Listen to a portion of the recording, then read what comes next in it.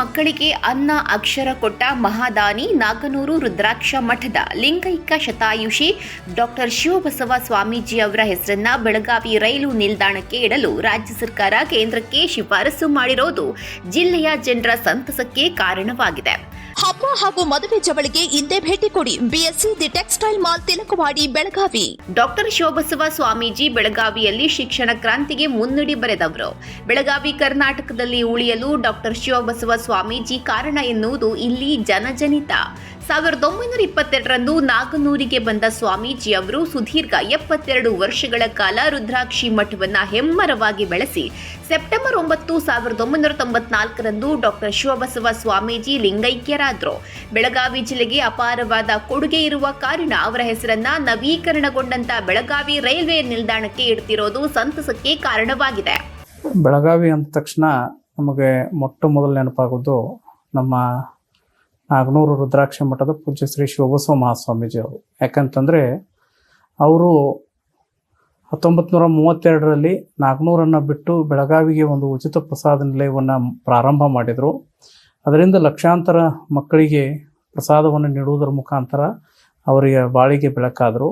ಆ ಒಂದು ಸಂದರ್ಭದಲ್ಲಿ ಅವರು ಸ್ವಾತಂತ್ರ್ಯ ಹೋರಾಟದಲ್ಲಿ ಪಾಲ್ಗೊಂಡು ಹಲವಾರು ಸ್ವಾತಂತ್ರ್ಯ ಹೋರಾಟಗಾರರಿಗೆ ಸಹಾಯ ಮಾಡಿದರು.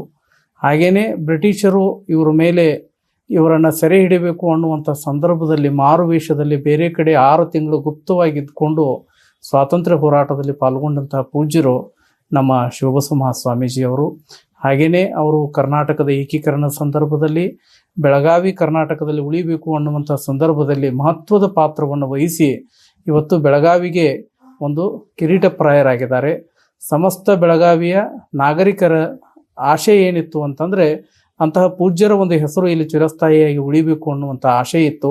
ಹೀಗಾಗಿ ಎಲ್ಲರೂ ಕೂಡಿ ನಾವು ಹಿಂದೆ ರಾಜ್ಯ ಸರ್ಕಾರಕ್ಕೆ ಮನವಿಯನ್ನು ಕೊಟ್ಟಿದ್ವಿ.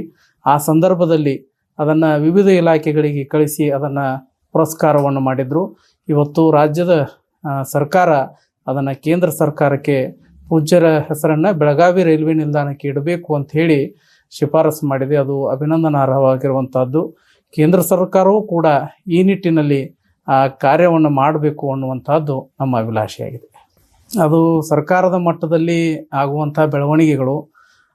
ನಾವು ಕೂಡ ಈ ಬೆಳಗಾವಿ ನವೀಕೃತ ರೈಲ್ವೆ ನಿಲ್ದಾಣ ಆ ತಕ್ಷಣವೇ ಈ ಹೆಸರು ಇಡಬೇಕು ಅನ್ನುವಂಥದ್ದು ವಿಶೇಷ ಅಂತಂದರೆ ಇದು ನಮ್ಮ ದಿವಂಗತ ಸುರೇಶ್ ಅಂಗಡಿಯವರ ಕನಸು ಕೂಡ ಪೂಜ್ಯರ ಹೆಸರನ್ನು ರೈಲ್ವೆ ನಿಲ್ದಾಣಕ್ಕೆ ಇಡಬೇಕು ಅನ್ನೋದಿತ್ತು.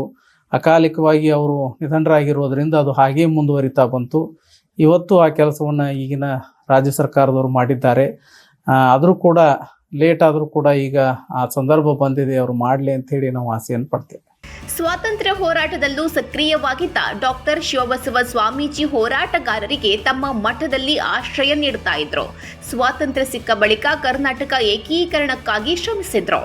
ಮರಾಠಿಗರ ತೀವ್ರ ವಿರೋಧದ ನಡುವೆಯೂ ಬೆಳಗಾವಿಯಲ್ಲಿ ಕನ್ನಡ ನಾಡು ಕಟ್ಟಲು, ಕನ್ನಡ ಭಾಷೆ ಉಳಿಸಿ ಬೆಳೆಸಲು ಅವಿರತವಾಗಿ ಶ್ರಮಿಸಿದ್ರು.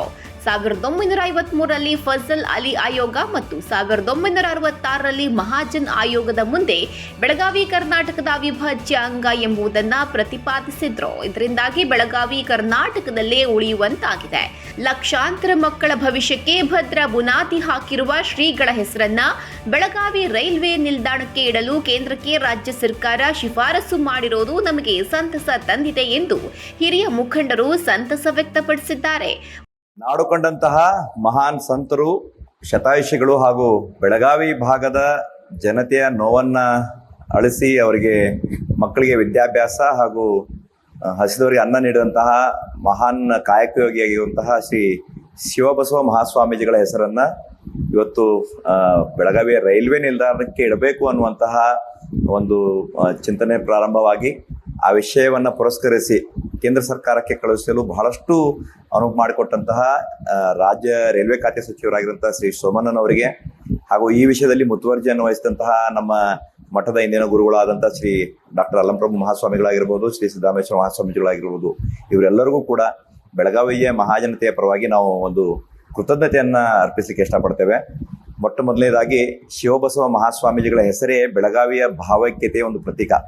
ಆ ಕಡೆ ಶಿವಾಜಿ ಮಹಾರಾಜರ ಹೆಸರು, ಈ ಕಡೆ ಬಸವಣ್ಣನ ಹೆಸರು ಅಂತ ತಿಳ್ಕೊಂಡು ಎಲ್ಲ ಭಾಷೆಗಳ ಹಾಗೂ ಎಲ್ಲ ಜನರ ಒಂದು ಭಾವೈಕ್ಯತೆಯ ಸಂಗಮವಾಗಿ ಬದುಕಿದಂತಹ ನಮ್ಮ ಶತಾಯುಷಿಗಳಾದಂತಹ ಶಿವಬಸವ ಮಹಾಸ್ವಾಮೀಜಿಗಳು ಇಡೀ ಮನುಕುಲಕ್ಕೆ ಮಾಡಿದಂತಹ ಬಹಳಷ್ಟು ಒಂದು ಉಪಕಾರ ಮತ್ತು ಅವರ ಒಂದು ಸಾಧನೆಯನ್ನು ಗುರುತಿಸಿ ಇವತ್ತು ಅವರ ಹೆಸರನ್ನ ಬೆಳಗಾವಿ ನಿಲ್ದಾಣಕ್ಕೆ ಇಡ್ತಿರುವಂಥದ್ದು ಬಹಳ ಸ್ವಾಗತಾರ್ಹ ಬೆಳವಣಿಗೆ.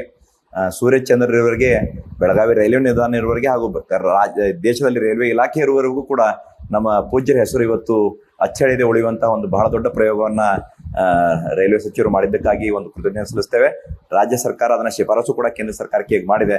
ಇಷ್ಟರಲ್ಲಿ ಗೃಹ ಇಲಾಖೆ ಅದನ್ನ ಅಂಗೀಕಾರಗೊಳಿಸಿ ಈ ಭಾಗದ ಎಲ್ಲ ಜನತೆ ಇನ್ನು ಮುಂದೆ ಬೆಳಗಾವಿ ನಿಲ್ದಾಣವನ್ನ ಶ್ರೀ ಶಿವಬಸವ ಮಹಾಸ್ವಾಮೀಜಿಗಳ ಹೆಸರಿನಲ್ಲಿ ಗುರುತಿಸುವಂತಾಗ್ಲಿ ಅಂತ ಹೇಳಿ ನಾನು ಪ್ರಾರ್ಥನೆ ಮಾಡ್ತೇನೆ. ಒಟ್ನಲ್ಲಿ ಅವರ ಸೇವೆ ಪರಿಗಣಿಸಿ ಬೆಳಗಾವಿ ರೈಲು ನಿಲ್ದಾಣಕ್ಕೆ ಶ್ರೀಗಳ ಹೆಸರಿಡಲು ರಾಜ್ಯ ಸರ್ಕಾರ ಕೇಂದ್ರ ಸರ್ಕಾರಕ್ಕೆ ಶಿಫಾರಸು ಮಾಡಿದ್ದು, ಆದಷ್ಟು ಬೇಗನೆ ಕೇಂದ್ರವು ನಿರ್ಧಾರ ಪ್ರಕಟಿಸಬೇಕಿದೆ. Prahlad Pujari, public next, Belagavi.